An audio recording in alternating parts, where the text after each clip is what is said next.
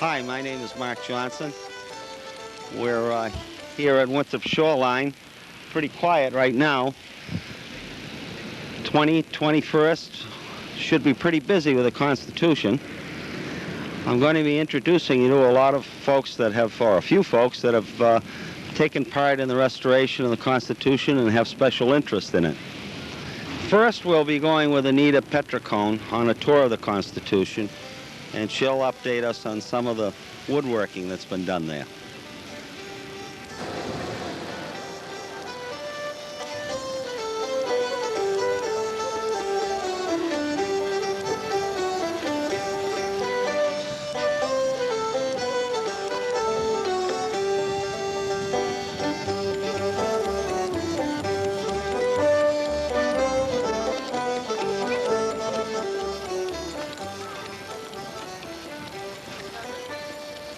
Hi, I'm Anita Petricone, and I'm a ship restorer on the USS Constitution. And right now we're in the bilge of the Constitution, and I'm just going to point out some of the changes that have occurred and some of the projects that we all did when the ship was in dry dock for 3 years.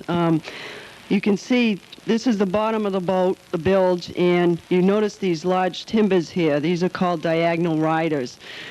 When the ship was built, Humphreys, the designer, had these installed, and over the years they were removed to gain more space for storage down here.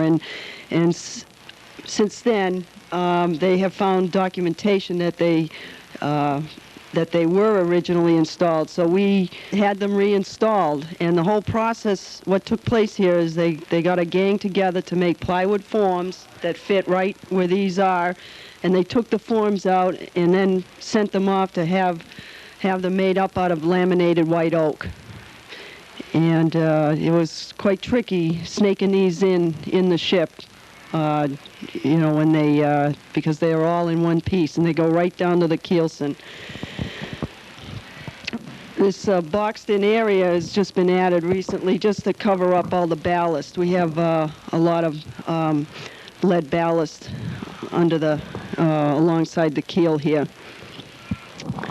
Well, we can head up to the next deck, and I'll show you some of the changes there. We're back aft now on the berthing deck, and this area here is where all the officers that's where all their quarters were and where they ate. And back here was the pantry, where they stored a lot of their food. If we go back in further, well, actually, if you notice these big timbers here, I just want to point out that these were added to the ship to stiffen her up. And if you take a look inside back aft there, you'll get a good idea what they looked like. They were all added to stiffen up the transom of the ship. And the big iron bar that you see there, that's the tiller, which is how you turn the rudder. The keel is original, and down below back aft, there are some breast hook knees that are still original, but they're not easily accessible to see. Also, probably some of her frame stock or futtocks, some of that might also be original. But now the deck here, I wanted to point out that we also stiffened up the deck by putting in, if you notice this plank here, it's got a jog in it. Well, we put what's called locking strakes.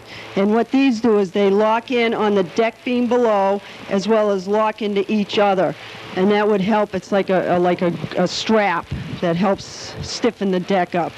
And the same thing was done on the overhead here. You can see this is a deck beam.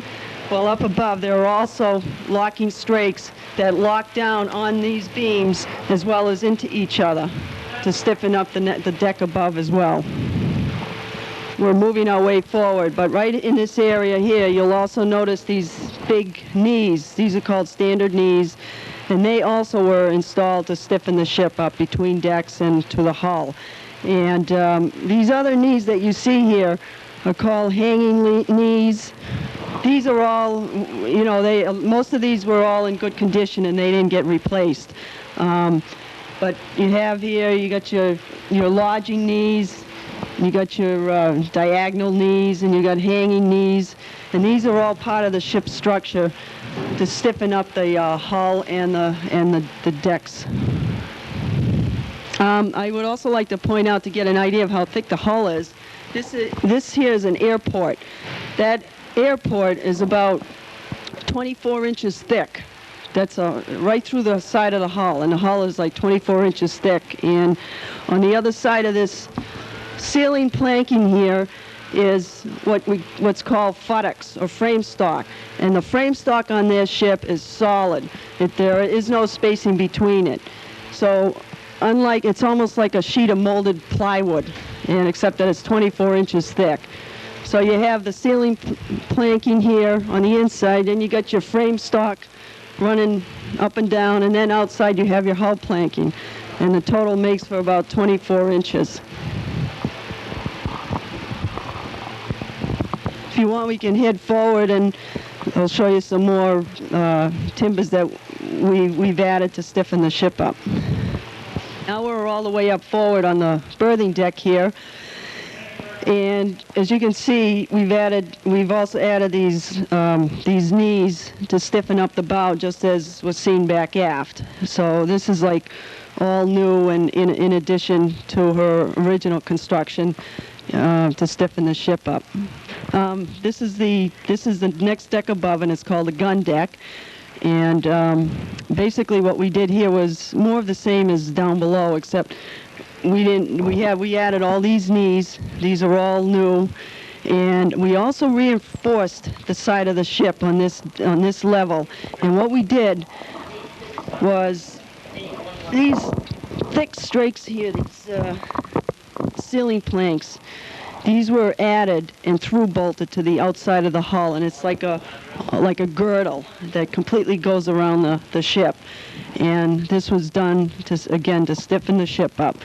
And we also added locking strakes here. As you can see the joggles. And this deck here is oak, and but these here lock down again on the deck beam below, and then lock into each other.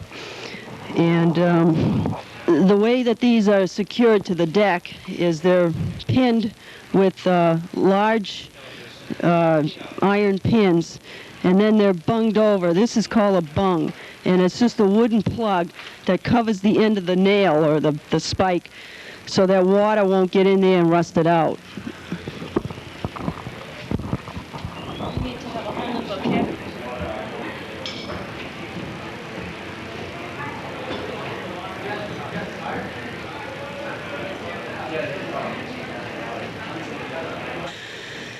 We're still on the gun deck here, and this area is the captain's day cabin, and this is where he held his conferences and did whatever. And right now, if facing aft here, this is where the captain, where he slept. Yeah, people were generally shorter. If you were taller than like 5, well, I'm not sure, but you had to be a certain height to be a sailor. If you were taller, you were a Marine. And this is where the captain slept. And it was pretty cramped, but needless to say, it was enough room, I guess. It was much more accommodating than than the other officers. And in here, this area, was the captain's bathroom, and it was called a quarter gallery.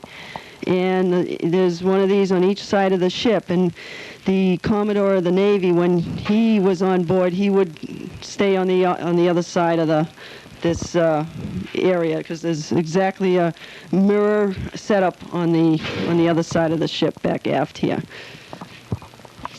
This is the view the captain would have sitting on the throne.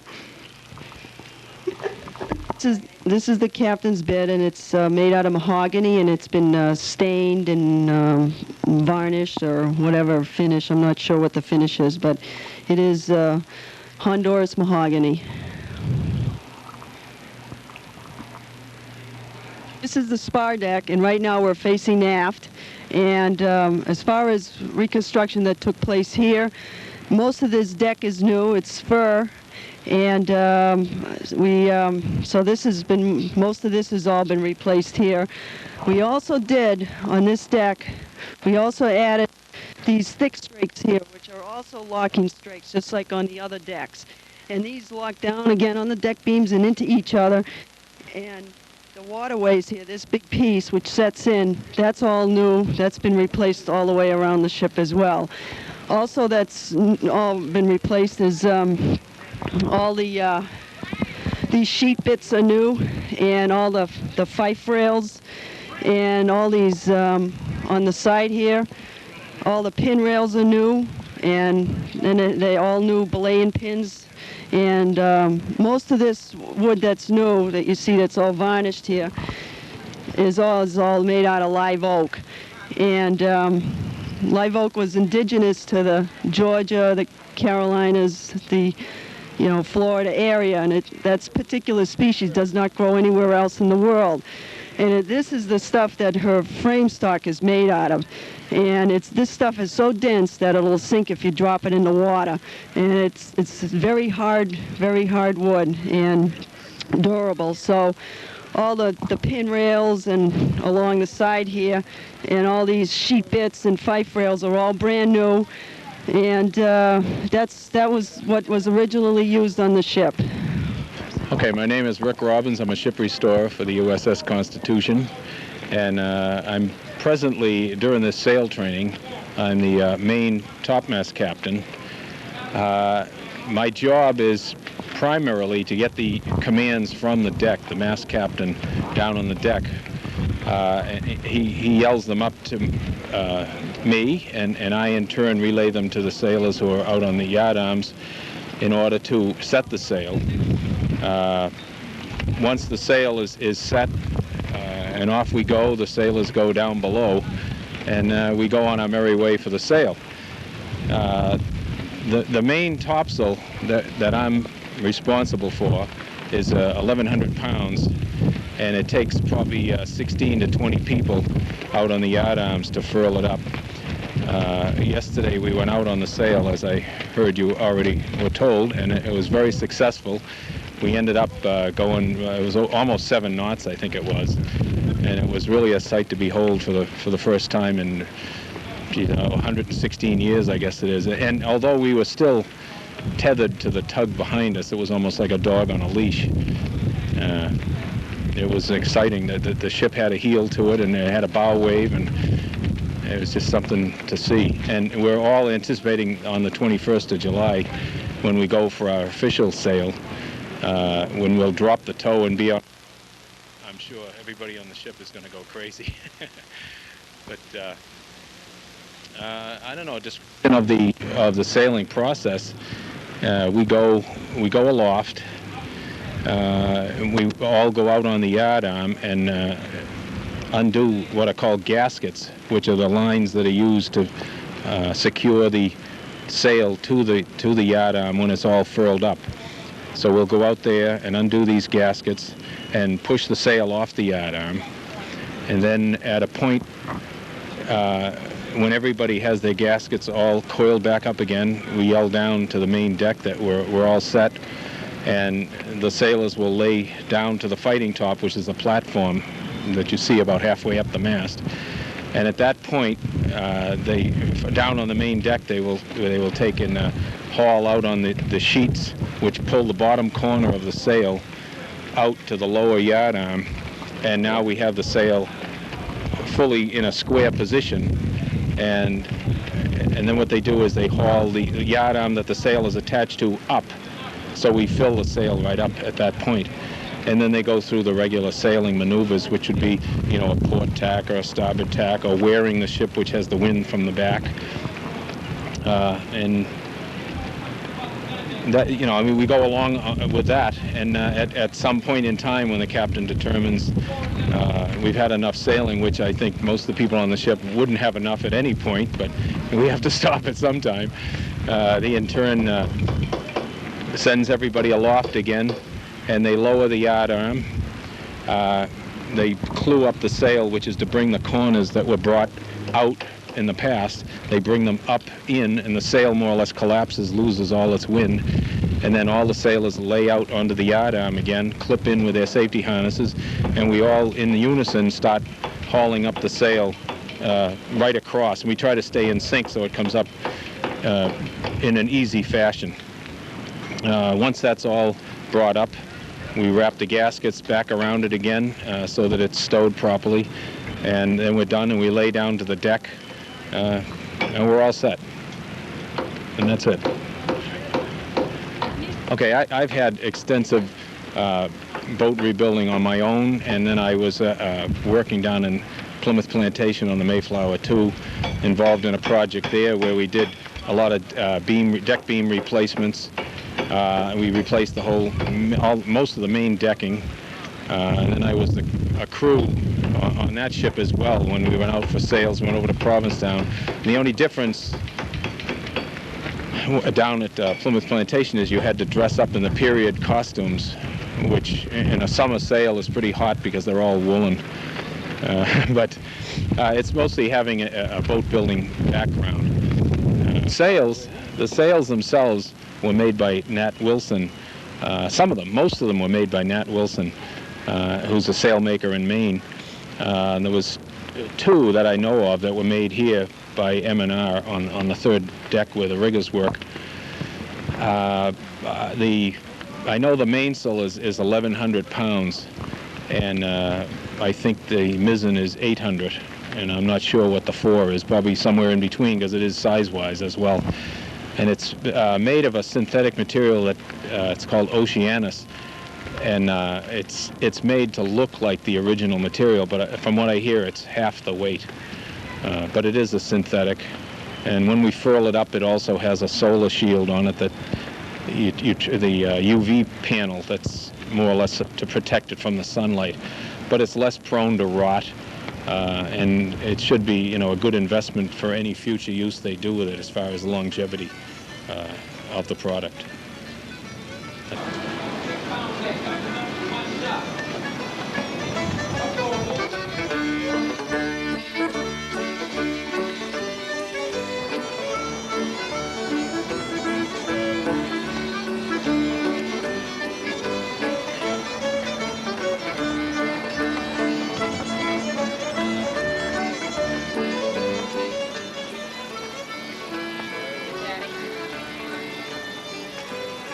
Hello, I'm Mark Johnson. This is Conrad Fader. Hello, how you doing? We're here to talk about what's going on in the Constitution and what will be happening along the shore drive of Winthrop, what we'll see of it there. And mostly what we can get a feel for some of the maintenance that's gone on and some of the building that's gone on at the Navy Yard that Conrad has been directly involved with. You are a shipwright? Yes, that's correct. The Navy calls me a ship restorer. And there's been, of late, a lot of construction there at the yard. Can you go over some of the little details of some of the things that have gone on as far as the woodworking part of the job? If you mean within the last 4 years or within the last year? Okay. Throw the ball wherever it wants to go. Okay. The ship was originally dry docked, which involved pulling all the spars out, lower masts, and went in for an inspection. And upon inspection, we found out that we needed to do this strengthening package, which involved wood components called diagonal riders, as well as extra knees on the berthing deck. All the knees on the gun deck were replaced. Probably 50% of the knees on the berthing deck were replaced. The diagonal riders, 30% of the planks below the waterline, about probably 50% of the planks above the waterline, 100% of the spar deck, probably a third of the deck beams, all the mast partners, new lower masts, any spars that needed to be replaced, extra pins through the keel after the hull was x-rayed. Found some pins had been disintegrated, so they replaced some of those pins. Now those pins that you're talking about, we have a fellow here in Winthrop, Jim Nichols. He did a lot of that work, didn't he? Yeah, he did all the forge work. All the metal work you see on board is gone through his shop. Basically, it's a blacksmith, and he's worked on all the iron. There's one that went in the news. One of the masts broke during the storm, and the thumb cleat broke, and so they had him build new thumb cleats, larger, stronger ones, and that made it into the news. Well, we're going to have to get a hold of him later and talk to him about this. Put him on the carpet. Where'd you find all this wood? All this lumber? Well, we're in the 1990s, so trying to find natural growth wood, large enough dimension for a ship the size of Constitution, we ended up having to go to a laminated wood. And we got it from a place called Sentinel Structures in Vestiggi, Wisconsin. And so the ship has entered the modern world, and laminated woods is the way to go now. Every knee, every plank is laminated, and if it's fur, it's pressure treated. What's all that old tree stumps that we see laying around over there? You just threw that away, or did you use some of that too? Well, that's live oak. I'm glad you brought that up. That's the one wood that we're still using, natural, because that basically makes up the deck furniture, all the pen rails, fife rails, and that was all made by also another local resident, Anita Petricone, and she did all the deck furniture. All the pen rails where all the pins are put for all the running rigging that was installed, as well as fife rails that also do the same function. What time are we going to leave to go up to Marblehead that's going to be on that sail? Or is that private? I don't know if it's private or not, but hey, I'll let the cat out of the bag. I believe we're taking off on the 20th at 0800, and they may change that. It may be earlier, but it probably wouldn't be any later. So 0800 on the 20th. What time would you estimate that we might be able to see this parade of vessels from Shore Drive? Probably Shore Drive, probably 1100 hour. Very good. Then we'll expect to see a lot of folks up on Shore Drive, all getting to know one another and being friendly. I think that will conclude our little get-together this morning. Thank you. Thank you. Hi, we're back at the beach. I have Hazel and David Stewart here to talk a little about the historical part of the trip. Hazel? Thanks. Well, I had the most wonderful opportunity the other day. We're making a documentary about the Constitution, my husband David and myself, and it's going to be part of our series, A Grain of Sand. And I was blessed enough on July the 8th to be invited by the captain, Commander Richard Beck, to sail on her. And it was the most incredible feeling to be on this ship that beat the British. And then I realized afterwards it was not really about people against each other, but it was values, it was spiritual values that kept the ship going. You know, the children and their pennies that got to collect all these pennies. They had to save her. Before that, Oliver Wendell Holmes, you know, wrote this poem about her, and it's what kept her going. And I thought that was worth a program. I mean, I know everybody else is doing programs, but we're going to do one too. And tomorrow we go down to interview Joe Wilson, who is the deck commander for the day of the sail. Wonderful Afro-American, and he said he's the only one to have reached this position, the only Afro-American to have done that. And that was awesome. Yeah. And then you did stuff, darling, didn't you? Well, I photographed from land. I didn't go aboard. I wasn't invited. But I went up to Nahant, and I got a few shots of her crossing in front of Graves Light, going out and coming back, and a brief shot as she went by Eastern Point in Nahant. I thought she was going to put up her sails there, but I got misinformed, I guess, because the sails were actually put up off Marblehead, and it was too far to photograph from where I was, and I knew by the time I drove up there and found a place to set up, they'd be gone, so yeah. I didn't actually see it under sail. And on the 20th, I'm renting a plane to do some aerial photography over her when she sails up to Marblehead. And on the 21st, if I say my prayers right, with any luck, I should be on a destroyer behind her, which for me is wonderful, because she's going to sail past us, and she's only using the 6 sails because that was what was most maneuverable under battle conditions. That's why she didn't put all the sails up. You know, whatever happened with the captain? How did you meet him? Well, I had written to the Commander Marin of Public Affairs, and he said that there would be a slight chance of probably not July the 8th, but most likely the 20th. So I was practicing, I was going down to watch them do sail stations, and they do sail stations every day from 7 until 9 for practice. And I was down there on the dock, and the next thing I know, the public affairs officer came over and said, the captain wishes to invite you on board. So I go swanning with my WCAT camera and my WCAT tripod, and I get on board. And so that was wonderful. And about 20 minutes later, he came over to me again, and he said, the captain wishes to invite you to sail on July the 8th. Oh!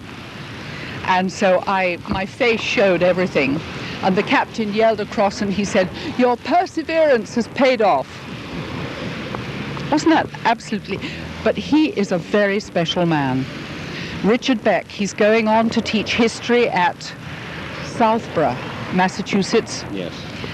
And they're going to be so blessed having that man. He really is an exceptional human being. He cares about everybody. He cares about me. I'm nobody. I'm a little person. All these big channels, and British Aerospace was, and he still had time for me with British Aerospace waiting the other day. And that to me is the sign of a great man. He's a pleasure to work with. Yeah. He really is. I'm sure he is. Yeah. I think he's awesome human being. Just like this one. He's been more than gracious with most everyone. Yeah. His subordinates he's treated very well, and they seem to like him a lot. Oh, I bet they do. Yeah. People respond to that, I think, a lot when... Yeah, I think they do. So, when we went up to Castle Island, we were up there taping her when she went by, and when she turned round. Where were you then? I was with the Cass and Young, which is a World War II destroyer. Okay. And whereas everyone was so busy with Her Majesty, someone had to take care of poor old Cass and Young, and that was my job. That's wonderful.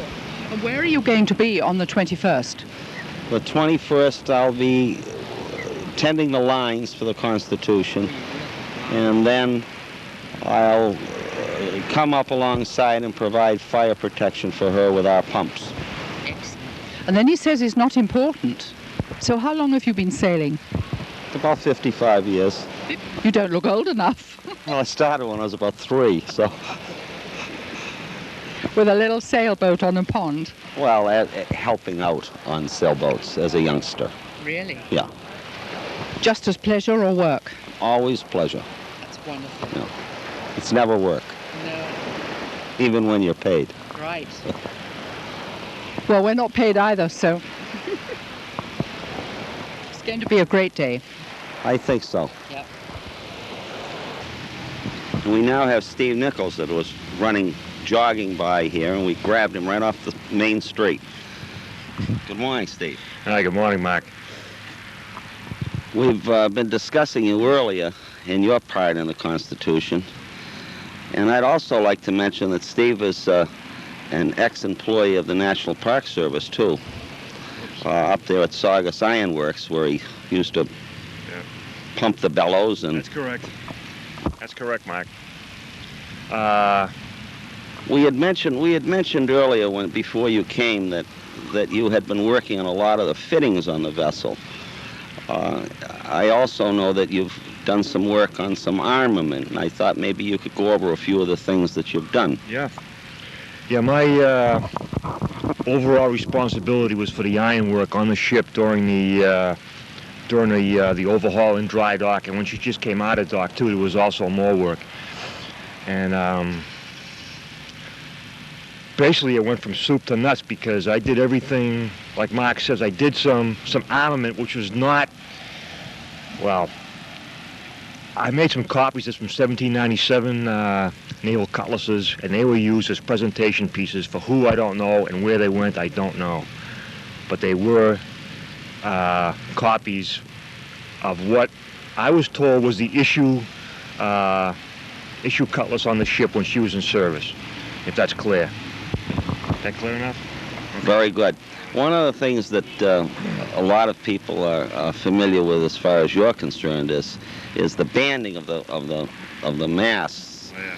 And this is kind of a scary operation if you watch it. It's I'll let Steve go over just a minute of what goes on when they band the mast. That's about what it takes, is a minute. Well, basically and briefly, what we did is, after the bands were made, some of the bands I had to make new because some of them were really gone, and some of the older bands were still in good enough condition to repair, so I did that. So whatever the case was, each band was heated up separately in a kerosene furnace to between about 12 and 1500 Fahrenheit, okay? And what that looks like is, in daylight, it barely looks like it's heated because the heat doesn't show up. But in shade or shadow, it's a dull red bordering on an orange, which is, you have to use your own visions of color to interpret what I'm saying, but, you know, a little bit brighter than a ripe tomato, all right? And at that point, if it was a split band as opposed to a solid band, because there's two types on board Constitution. Some they're all bent into a circular shape. Actually, some are square, but the ones we're talking about for this discussion are circular, and they're joined by a lock, which means they can be opened up. And others are bent also into a circle, but they're welded, and so they can't be opened up. They are whatever diameter they are is what they stay. And so we had two types. And the easiest to put on, although I guess it's all relative, the ones that were split, what happened was, when they were hot, I gave my boss the high sign. He got the guys ready, which means fire hoses, one on each side of each mast, okay? One guy on each hose, or maybe two in case it was, sometimes two in case the hose kicked when they opened the nozzle. And and then we had a crew who was stationed at the station on the mast. So there was a station on the mast, was laid out with nails. So we went up to as far as those nails were and then put the hot band on. That was our reference, okay? And so we had guys there on either side of the mast with a come-along and a clamp band that I made up, and I'll explain how that worked in a minute. And so me and my boss were the ones who took the band out of the fire. I took it out, pair of tongs. He grabbed one end with a pair of tongs. I grabbed the other, and we pulled it open, just like a big leather belt. Only, well, obviously, you know, it's not as flexible as leather. Even though it's hot, it's still pretty stiff. So you still have to yank it, you know. But it's quite malleable as compared to the cold state. I guess that's the best way to explain it. And anyway, so we walked that right up the mast, one on either side of the mast, with the band physically curving under the mast like this. Here's the mast, here's the band, here's one guy, here's the other guy, and we're walking this together right up to where it has to go. And this all takes place in like a blink. And so what we do is we reach the station that are marked out, as I said before, by nails in the mast. Get right up against the nails and pull real hard up towards each other to snug that band up as tight as we can against the mast. As soon as that happens, you get an instant fire. The mast starts to burn. And so The exciting part. immediately you're handicapped because you get flames in your face, you get smoke in your face, and hopefully if there's a nice breeze off the harbor, it's all going one way, hopefully. So as soon as that happens, you got to really work quick. You have to get this clamp band around the hot mast band, get the come along hooked onto the two pins that are in this clamp. It works, this clamp band works like an old-fashioned brake band. If you ever seen a winch brake, it works just like a brake band on an old winch. But anyway, so the guy that come along pumps the handle up hard and sucks that band right in against itself and against the mast. And of course, when that happens, it flames even more. What also happens is you get two ends that fit together like this. They got a slot through them, and two opposing keys go in there. And as soon as those start to come together, each guy grabs one of the keys that are already laid out in place on the mast and the hammers that are already laid out as well, and they drive those keys towards one another like this, or in opposing direction. What that does is that pulls that lock or buckle or whatever you want to call it, I don't know what the name of it is, on the band. It pulls it very tight together, and that basically puts the band in place on the mast where it's going to go. As soon as that happens, we got a hammer and we knock a pin that knocks the come along off, and the guys with the fire hoses go nuts all the way around the band, because by then it's really flaming. And so you don't need to cool the band off to shrink it. It's going to shrink itself. But if you don't cool it off, it's going to burn the mast up. So it has to be cooled off with water. You know, and that's basically it. And it took me about twice as, maybe almost 3 times as long to explain it as the actual event I just explained would occur. Because you're really moving fast. You have no choice. You have to go as quick as you can and be coordinated as you can. And as safe as you can, because you get all kinds of people around you, you know, you get fire hoses, you get flames, you get guys who haven't done a lot of it. So you got, you know, it was really interesting. I got to say, that was the most fun job I did there. Oh yeah. I hope the next time you do this, you invite us to film it. Oh, there's tapes of this. Oh yeah. Yeah, the Navy has a tape, at least of a couple of the times we did it. Are these tapes public at all? I don't know, Mark. I don't know. I imagine if you spoke to somebody up there, you know, you could... I think we'll look into this and try to let people know if some of these tapes are available. I'm not sure they are. Well, that's a real interesting part of the operation, and it's something that probably needs to be seen to be truly appreciated, but believe me, it's an event. I think that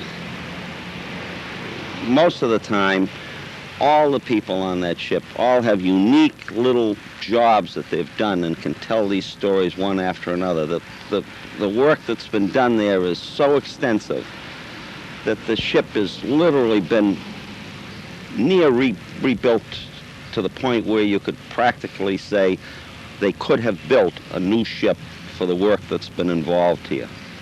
A great effort. And I'm proud of all of our people at the Navy Yard, and especially our own little group here from Winthrop. Yeah, me too. Yeah, it's really been a pleasure working on Constitution, and it's probably been the most interesting thing I've ever done as far as metalwork goes. And And as far as the sailing goes, well, I'll be in that. And Mark, how about you? What are you going to be doing on Sunday? Well, Or Monday? Well, both days. I'm going to be taking the National Park fireboat up there. What's the reason? What's the reason? Well, we're going to have the Boston Fire Department and the Coast Guard and several boats going up to Marblehead and accompanying the Constitution. But there is a point when these vessels will be returning to Boston as far as the fire coverage is concerned, and my little vessel will go up beside the Constitution, stand by as a fire boat. We'll be hooking up pumps from our boat to the Constitution into the system which is permanently installed on the vessel. And we'll also act as a fire watch. Sounds good to me. Well, I thank you, Steve, and I hope everyone will be up at Shore Drive and get a look at it. We said earlier that we thought that it might be around 11 o'clock, and in discussing it, we now think that probably you better get up there by 10 at least, because it's going to leave at 8 o'clock. It'll be under tow. More or less. It should be about 6-7 knots under tow, so she should be visible by no later than 10 o'clock, I would think. And thank you. Have a good weekend. We hope to see you all there.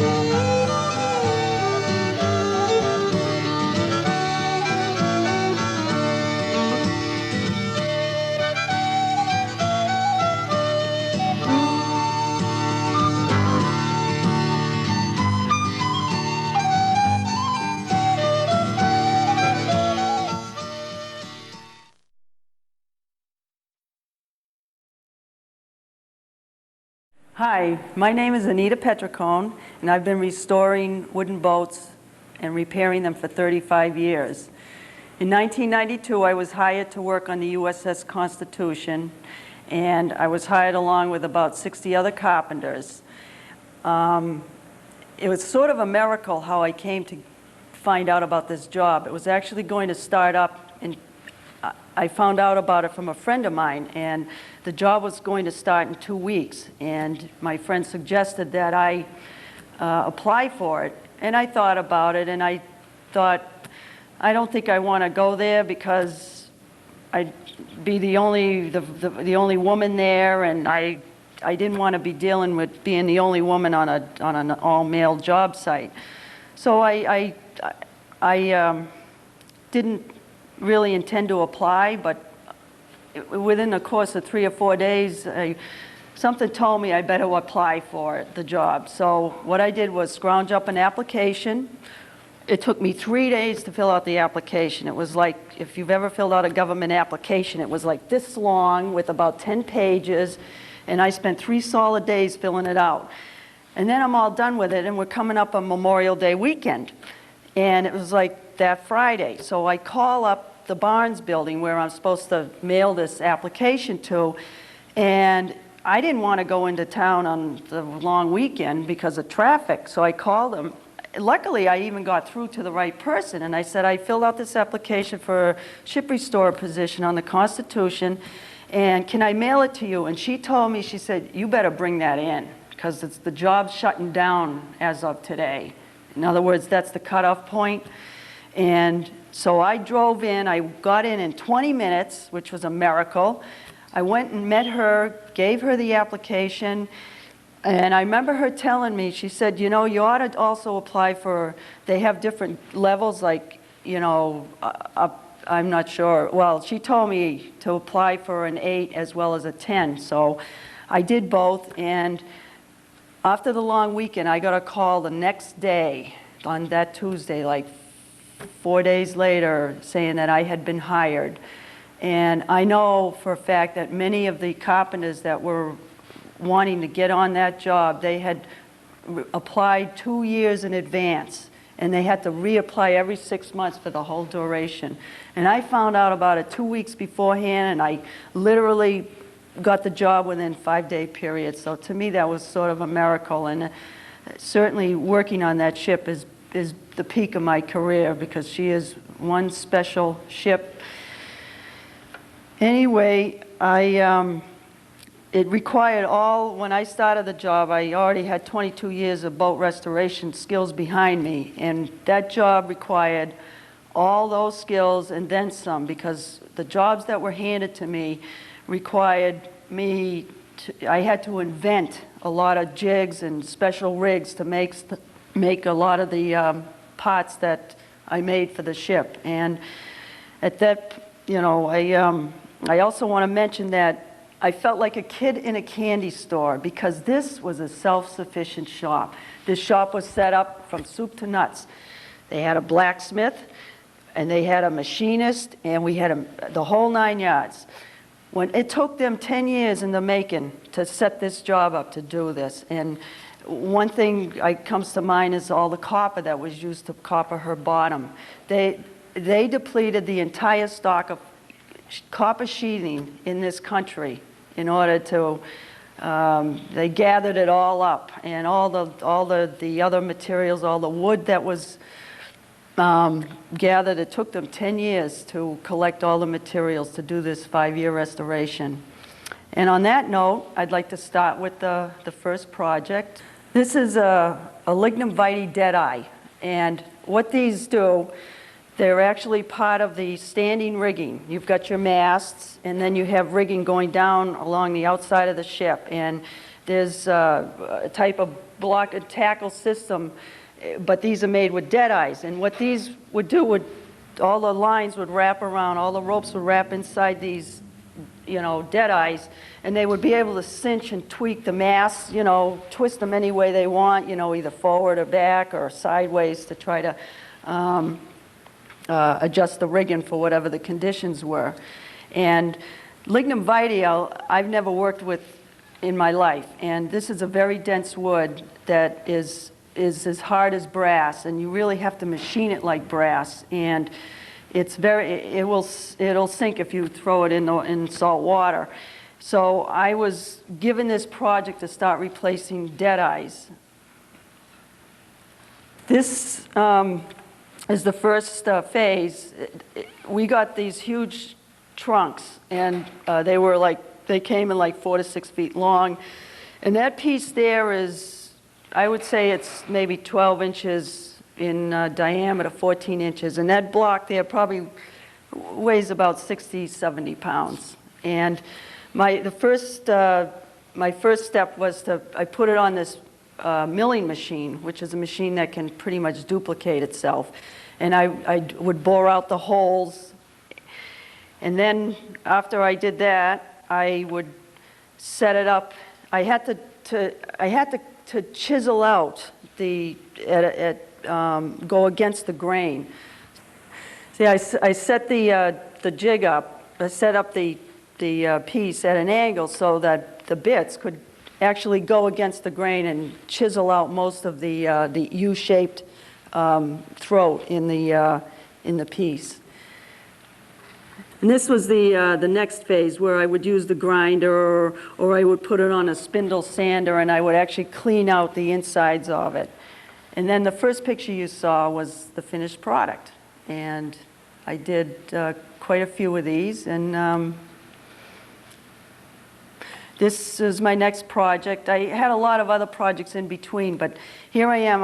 I'm replacing hull planking. And this first phase is after we took out the planks. I had a lot of help doing all this. It wasn't like I worked by myself. My boss would have people work with me on this because these were all big projects and they were all like little teams that worked together. And here I'm spiling for a plank. And to give you this particular plank was 46 feet long. I would go into the dry dock and take out a tree. The crane would, I'd pick out a tree, the crane would pick it up and put it on this machine. This machine here, this was our right arm, and the machine, the crane would put the piece on it's called a wood miser, and I would shape out the plank in a rough way on this machine. And then I will also mention that we all had to be trained to handle chain falls and forklifts and heavy equipment because all these timbers, they weigh tons. And anyway, this is the process. They're putting that 46-foot plank on the ship, and then they had to snake this all through the staging into where it was going to go, and that was very tricky for the riggers to do. This is one plank in, and this was the process of trimming it down, getting it pretty close. After all the planking was in, then you'd fair the hull in, and you'd fair all the planks so they all matched and they looked like, they were, they follow the curve of the ship. And that's the finished. There's like 3 or 4 planks there that.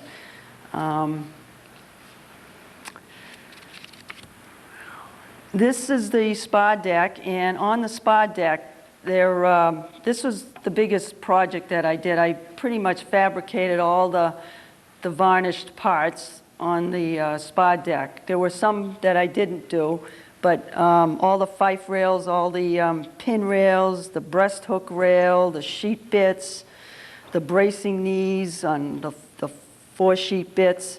All these were made out of live oak, and live oak is a very dense wood, like lignum vitae, and it will also sink. And I want to point out that this is how the ship got her name, with this particular type of wood. She's basically 24 to 28 inches thick, and she's like a sheet of plywood. You know how sheets of plywood are laminated? There's no space between her framing. You have inside planking, which is called ceiling planking, and that was about 6 to 8 inches thick. Then you had the live oak framing, and the live oak framing made up all the upright actual frames of the ship, and there was no space between any of that. And then you had your outside planking that would vary, to 8 to 10 inches. And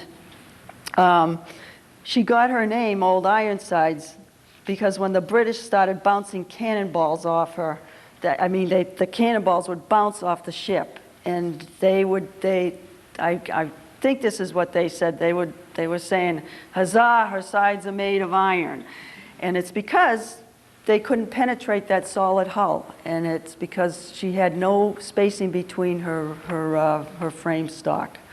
This is a breast hook, and this goes way up forward on the ship, and it holds all the pin rails, which were made out of lignum vitae, and they're not pin rails, they're belaying pins, and that's what holds all the running rigging lines. You'd wrap them around these belaying pins, and in order to sail a ship, you had all these lines that make up the running rigging that actually adjust the yards and raise and lower the sails, and that's it took 2 years for us to make those, and that was a big job. This is the sheet bit being made in the process. That slot that you saw had to be drilled at an angle, and I had it again. That milling machine was like one of my favorite machines. I would rough out all my well, you can consider that a mortise, drilling that slot. And then here I would have to chisel it all out by hand, smooth it all out. That was tedious. And every mast had 2 sheet bits. And this is with all the running rigging in place.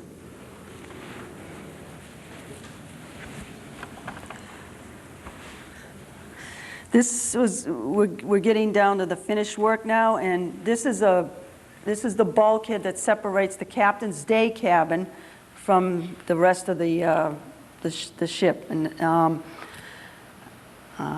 this is a continuation. That was the pantry, and we made all these doors. There's a door that probably goes up against the side of the hull that had to be fitted, and this whole bulkhead had to be removable because when the ship was in service, they had to break down all these panels and run the guns back aft through the gun ports where the captain's day cabin was. That's just framing out the bulkhead itself and the day pantry. This is the captain's bathroom. It's called a quarter gallery. And this, those 2 bubbles on the stern of the ship, that's what those are. And you can see how thick the hull is there. You can see the inside ceiling planking, and then you can see the actual cutout in the hull, and then you step into this bubble. That's facing aft where the toilet is. This is facing forward. It gives you a sense of the curves. I had to line the inside of this, and it was lining the inside of a bowling ball. And I was in heaven doing this job, because this is like, I love this, the little stuff like this, where you got to deal with real compound curves. That's looking at the overhead. Those windows they had no rhyme or reason. I remember getting in an argument with my boss because I was wanting to do the windows because they were trapezoidal, twisted, no rhyme or reason. And he wouldn't let me do them because we were running out of time and I was not the fastest worker there. And so he ended up making those and I had to fit them. And they were tricky because, you know, you had to line up all the stiles and the rails and everything, so it looked pretty good. But I had fun doing that job. I had to fight my boss tooth and nail to get this little job. This was all the jobs were over at this point, and there was nothing left to do in terms of woodworking, and you know we had to move on to you know, painting, puttying, and all that. But that was my last little project, and that was not original to the ship. That's a fire station, and I just want to mention a couple of facts about the Constitution. She's the oldest commissioned warship in the Navy, and from what I understand, at least in '97, she was the tallest rig in the world. She also has an undefeated, she's undefeated. No enemy ever stepped aboard that ship when she was in service, except as an enemy, as a prisoner. So that ship, I mean, that's remarkable. I mean, she really helped create this country, and I believe she shortened the war a bit because of her fighting tactics and all the you know, well, you know what I mean. And there's only one other thing I want to mention is that her designer builder, Joshua Humphreys, he was a Quaker. So that's, to me, quite an anomaly that here a pacifist designed this beautiful warship that was a weapon that this country helped create this country. And the only final thing I want to mention, and I guess we can move on, yeah. This man here is my mentor. I've known him since 1970. His name is Jim Sutter. I apprenticed to him in 1970 as an apprentice boat builder. And if not for this man, I would not know what I know today, because he took me under his wing and he taught me, and I bent his ear for years, and he was always there for me. And he, you know, I really believe that everyone ought to have a mentor, because when I started out, I didn't know anything and I was insecure, and you know, you got to start, you know, and he just took me under his wing and he walked me right through. And I just saw, I'm tight with their family. I was up there just a week ago to visit them. So I definitely want to mention him, because without him, I wouldn't know what I know today. And that's pretty much it. And if anybody has questions, I'd love to answer questions. Yeah, go ahead.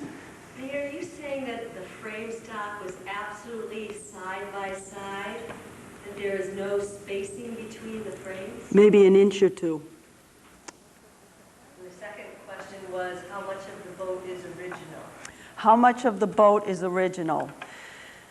There isn't much, you know, she's been restored many times over, even when she was in active service. And from what I understand, her keel is original. And there may be some original, well, see, I can't speak for the frames. I know there's an area back aft that there's what they call a breast hook plate. And that is original. And that's way back aft, and you got to go way down into the bowels of the ship, you know, right by where the rudder would be, and that piece is original. And there may be some live oak frames that are original, and maybe even a couple of planks. I know we took planks out that were. There was one piece that I saw that was taken out when we were replacing hull planking. It was removed for inspection, and when they cut it up, and there were like little copper, you know, the copper that was attached, that was originally attached with hand-cut nails that Paul Revere had mass-produced. And you could see that they were hand-cut nails embedded in the wood. And the nails, how you could tell was there were like 5 sides to it, and they were not consistent. So but there's still probably some hull planking that's still original. How much in this restoration did you attack 5% of the ship or 15% of the ship? How much was in that project? Each project required a different percentage, and I would not be able to answer that. Can you just say? Oh, the question was, what percent of the ship was replaced during this most recent restoration? And I honestly can't say. Each project, like there was hull planking project, there was spa deck, there were knees, there were the spas themselves, the masts, and I cannot say what percentage of each project, how much they replaced of each, in each project. Where did the wood stock come from? I mean, to think of a 46-foot long plank, where did you find that? Where did all the wood stock come from? Well, I can't answer that completely either, but I know that the live oak is indigenous to this country. It doesn't grow anywhere else in the world. There's other species of live oak, but this particular species only grows in the Georgia, Alabama area, Virginia, all down that way. And that's where what they were initially doing was collecting all the live oak when hurricanes and tornadoes went through, and they would say they have the highway departments, the DPWs save all this and truck it up, and then towards the end we were running out of stock, and they actually got the rest they got a huge batch, which was better than the first batch, because they decided to cut down this vast acreage of live oak to make a golf course. So we got all that live oak, and that was beautiful stuff. And I know that the white oak that was used for hull planking, that came somewhere from the U.S., I'm not sure, but there's a whole tract of forest that the government owns that's put aside just for this ship. and but I don't remember. And as far as like a lot of the knees, all your standard knees, and they were all fabricated out of laminated oak, and that was done at, I don't remember the name of the company that laminated all that live oak, that white oak for the curved knees. And then the masks were made out of treated fur. And I don't know what company made that, but that was all laminated as well. And they came in a big, the right length and squared, and then it had to be made into the mast for the sections that were replaced. I'm trying to think what else. I know the white pine, the sugar pine that was used for like the day cabin and the other finished work. That all came from Maine, and that was donated. That was beautiful stuff to work with. The diagonal riders in the ship. Those were it was an anti-hogging device that were installed, designed by Humphreys, and somewhere in the course of her career, those were removed. But those were, they ran from right up against the keelson and went right up under the shelf down in the bilge of the ship. And I don't remember how many, but they splayed out. They started from midship, and you had like 3 or 4 going up, running aft, and then 3 or 4 running forward on either side of the ship. And they reinstalled those, and it has helped stop the hogging. For those, let me explain. Hogging is because of the shape of the hull.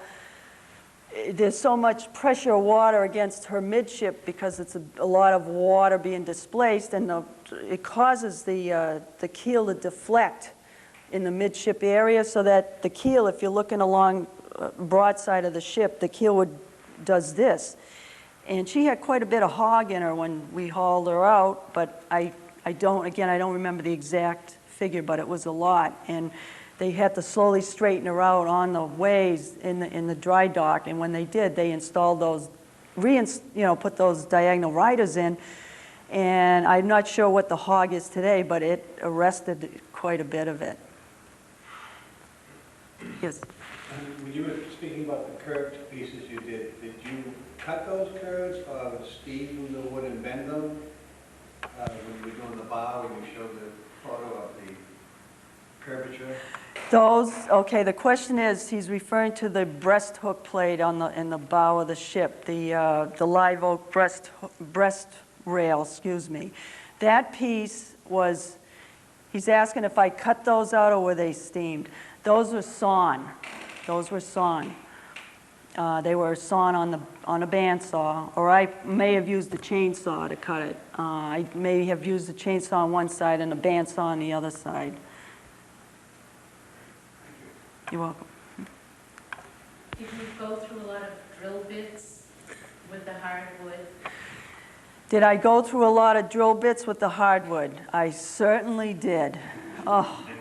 And then, trying to match the right, you have to be very careful. You got to make sure the holes are right for the, for pins or whatever it is you're making.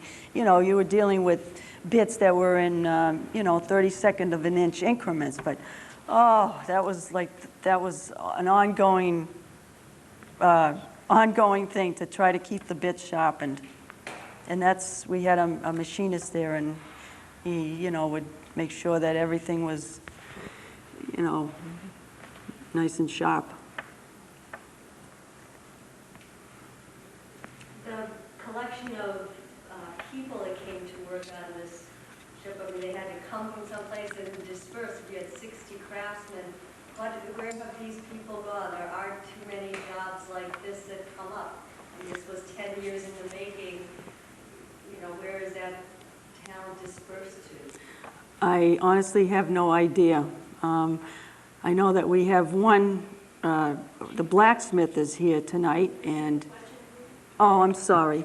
The question is, where have all the craftsmen gone that were on this, on the Constitution project? And I honestly have lost track with most of them. And every once in a blue moon, I'll call up and ask if, you know, how things are down there, and, you know, is anyone showing up? And I don't know. But I will say this, we have, you know, one local person here still on the ship. He's the blacksmith, and he's a master at his trade, and he did all the forgery work on that ship, and he's, you know, he's one of the reasons that the ship, that yard was self-sufficient. But I honestly can't say, I've lost track of a lot of the other carpenters. I guess my question really comes from, you know, I mean, you'd hate to think that this is a dying art, and yet there isn't a lot of opportunities to grow that knowledge. And, you know, if you have that knowledge, it can disappear, it seems. So it would just be nice to think that there is an itinerant group that find the projects and keep the knowledge base, you know, for another generation. She's saying that it would be, you know, hate to think that this is a dying art, and that it would be nice to know if there was like a, you know, a labor pool of craftsmen that were still available to maintain this and other ships. And I have to say, this is my trade, and it's a dying art, and it's on its way out.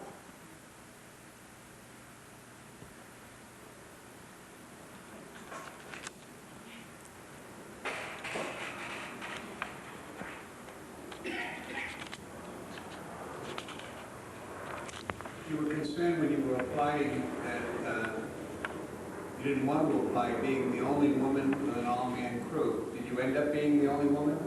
No, I did not, thank God. They did eventually hire another woman, and she's a fabulous worker. I believe they hired her. She is a ship restorer, and she's still there. And, you know, she stayed on, and she's a very industrious worker, very talented, and I think she helped make all the sails. And she mostly worked in rigging, but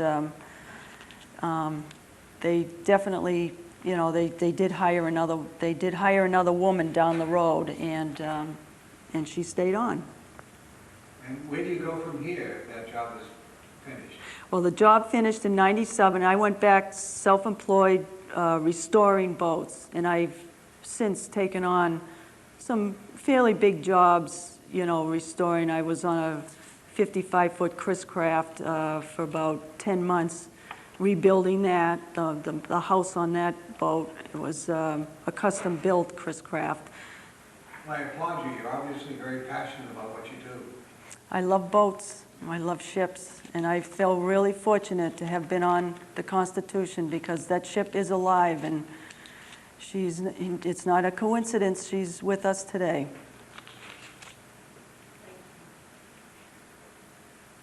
That's it. Oh, thank you for coming.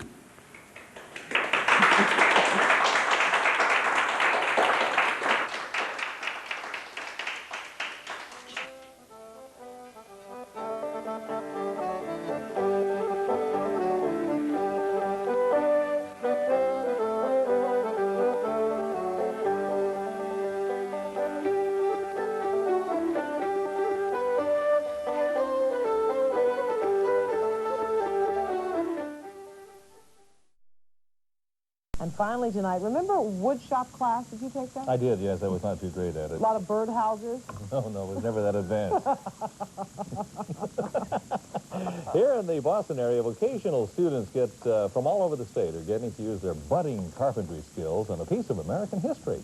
Eyewitness News reporter Sarah Ann Shaw with our story. Students here are learning how shipbuilders worked more than a century ago. They're part of an apprenticeship program sponsored by the USS Constitution Museum. Using hand and power tools, the high school juniors and seniors are discovering how to blend 19th century equipment and 20th century skills. I learned how much it took for to build a ship, and how much work they had to go into it. The apprentices divide their time between hands-on here and academic classes at their schools. They're also learning about old Ironsides.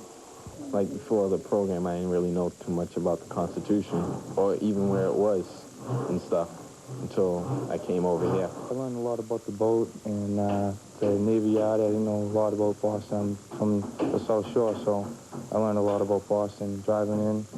This is more than just a practical learning experience for the students. They take what they're learning here outside and actually work on the Constitution. We're helping to create a ready pool of trained artisans who can work on the restoration of USS Constitution. And it also provides immediate jobs that are so in need for teenagers in our community.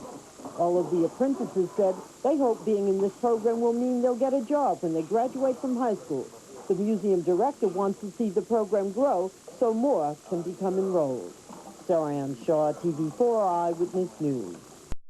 Hello, I'm Miles O'Brien.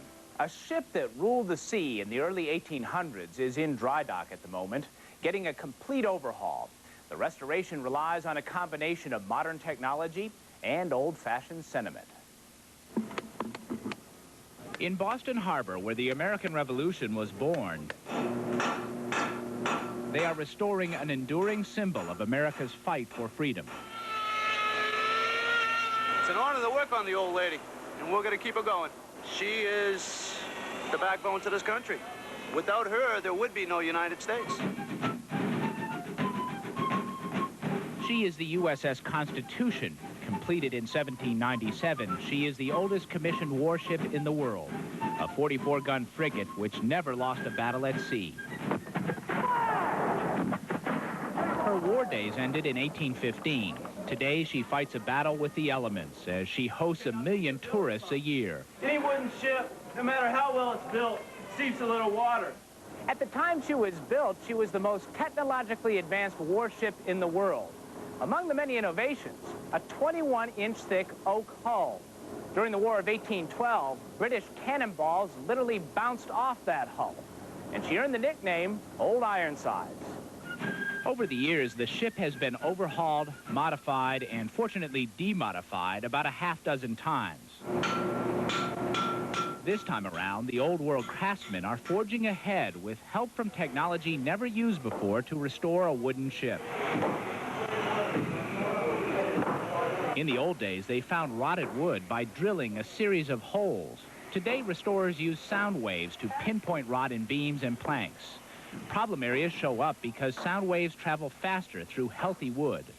Obvious advantage, you don't destroy the wood, and you'll be able to pick out the bad spots that you'll never be able to see by looking at it. They also used high-powered X-ray equipment to examine the keel and stem, where salt water has preserved the original wood and copper pins.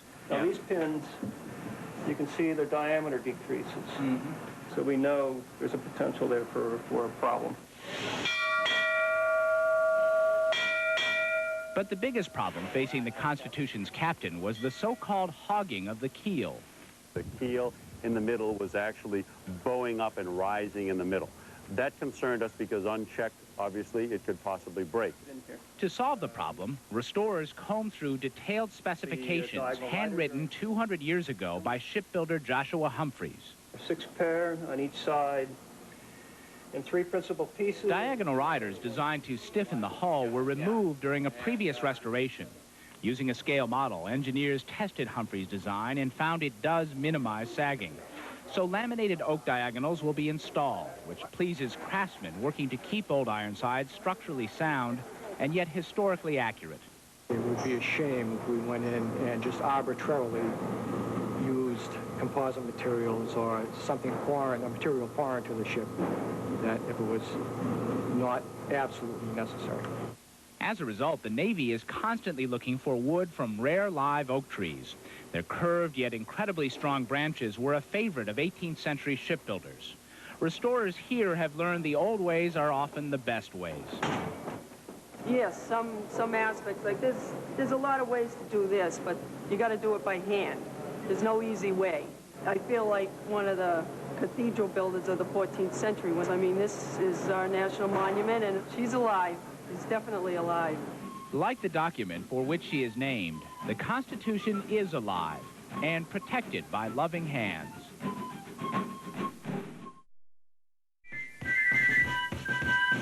Have you wondered where Old Ironsides was today? Well, coming up next, we'll show you where it's been and will be for the next 12 months as we go aboard for a progress report on Boston's most delicate facelift. Hi, I'm Ted Reinstein.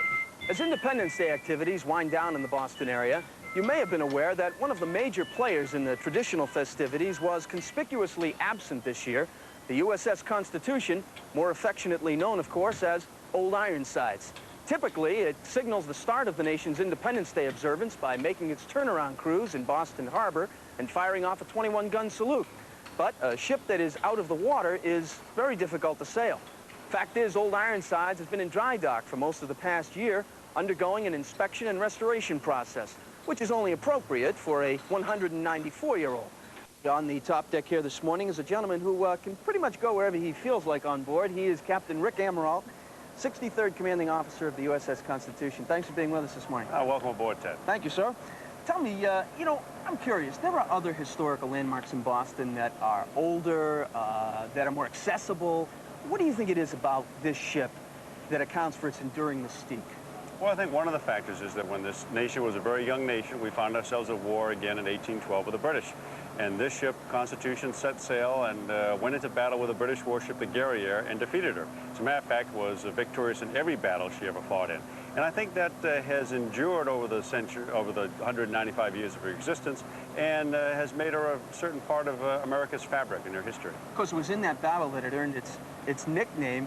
The ship, of course, is not made out of iron. For those who aren't familiar, how did it exactly get that nickname, Old Ironsides? Well, when it went into battle with the Guerriere on August 19th, 1812, it was a pretty fast and furious battle with cannonballs going back and forth. And one of the sailors saw that the British cannonballs were literally bouncing off the sides of Constitution and said, "Huzzah, her sides are made of iron." And so ever after, she's been known as Old Ironsides. Now, in your quarters on board the ship in the captain's cabin, which is not open to the public, there's actually a war prize from the Guerriere, is there not? That's right. That afternoon, before the Guerriere sank, we took off all of her sailors and imprisoned them on board here. We also took off a mirror and a couch, the Guerriere couch, which is original and was on board the Guerriere early in the day on August 19th, 1812. Now, visitors still aren't coming on board the ship during this period. Of course, during the summer particularly, they come from all over the country, all over the world. What kind of reactions are you getting when people who get here, not only do they not see any masts on this ship, but it looks quite a bit different? How are they reacting? Well, when they come down at first, they're a little bit disappointed because they don't see the mast and the yardarms and they think the ship is closed. And when they find out the ship is open, they get really excited, and especially the fact that they can walk on board while we're preserving the ship. And then, as you say, they walk on the spar deck, they walk down the gun deck, and they see the work that we're doing. They walk along a raised walkway so they can see outside of the ship. They can actually see the copper and people working on the planks. So that's pretty exciting for the visitor that comes down And now. in some ways, they're getting an opportunity to see the ship like they may not see it again for 50 or another 100 years. Well, I like to say they can see more now than they've ever been able to see before. It's a once-in-a-lifetime opportunity. Well, good luck on its next 200 years. Thanks, Ed. Thank you very much. Thanks for being with us, Captain. Well, we'll take a short break here, and when we come back, and with the captain's permission, we'll get an up-close look at how some of the work on board is going. You're looking at a view of Old Ironsides you won't see very often, in dry dock and clear out of the water. Don, this dry dock itself is kind of a piece of maritime history, isn't it? Yeah, it certainly is, Ted. This dock was built in 1833. It's the second oldest dry dock in the country. Constitution was the first ship in here, and we hope it should be the last ship out. Now, I'm curious, how do you even begin a process like this that is so enormous and yet at the same time with something so old, obviously very delicate? The docking process was probably the most important beginning of the sequence. And then after we got them in here and we had the dock dry, was to start the inspectional process and find out what we had for fastenings and planking, and then to develop a game plan to continue on. So that was really to see what you need to do. Now, obviously, you're in there doing it. Exactly. Speaking of which, can we maybe go topside and take a look? Sure, no problem, Ted. Thanks. This feels kind of like this old ship, Don. Exactly what it feels like. Now, what's going on over here? What we've done over here, Ted, is we've put some new spirketing plank in, and these are these long planks underneath the gun port. The mechanics right now are taking out a old piece of 1927 ceiling plank. So they're removing that? They're removing that, and then they're going to replace it with two shutter plank directly above that. So it's giving them a hard time, but most things on this ship do give you a hard time. Now, do you find that it's difficult in terms of, obviously, you don't want to damage other stuff that you're not replacing? That's something we're taking great care to this year is at this availability, we're doing a lot of drilling and tapping, a lot of non-destructive testing, trying to save as much of the original material as we possibly can. Don, obviously here you're adding some new planking to the ship. How difficult a process is that to combine brand new wood with some of the older wood? Well, there's a lot of fitting, as you can imagine, Ted.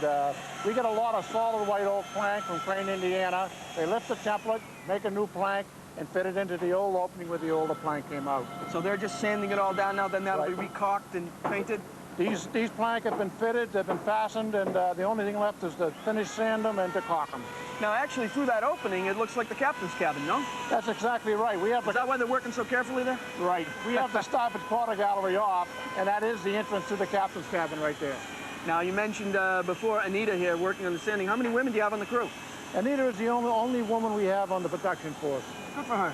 Building a 97-foot mizzen mast for an 18th century frigate is not something people do every day. Don, is there really any difference between the way that you guys are rebuilding this mast for the Constitution now and the way they did it 200 years ago? No, we're following the same basic methods that we used back in 1797. Probably the major difference is we have laminated material here. What kind of wood is this? That's the Douglas fir, laminated Douglas fir, and by having it laminated, we're able to control the moisture content and also the quality of each piece. Now, obviously, it starts out here as a block with 4 sides. That's correct. You've obviously been working on it more here. How many sides are here? We have 8 sides right here, and what happens here is after we reach 8 sides, we go to 16, 32, and then to 64. Then we take a large piece of sandpaper and work it down to... And then you get it down to round. That's right. Perfectly round. Perfectly round. Which would be like the old one. Exactly like that. Take a look at that for comparison. And that new mast will become rounded by manual sanding. That's correct. We keep making short corners until we get it down fine enough, we bring it down with sandpaper. That's a lot of elbow grease. Certainly is. Now, people might be fascinated, like I was, down at the end here where it's stepped into the ship. These are indentations of coins, right? That's correct. Every mast had coins underneath it, and you can see exactly how many coins are under this mast. The Navy put them there for good luck, and when we step this mast, when the ship comes out of the dry dock, they'll add 1 new coin, at least 1 new coin, to keep the ship lucky. Fantastic. Well, Don, good luck with the rest of the project. I guess you and your guys will be watching the turnaround next year with a little extra pride, huh? Yes, we will, Ted. All right, thanks, Thank Don. you.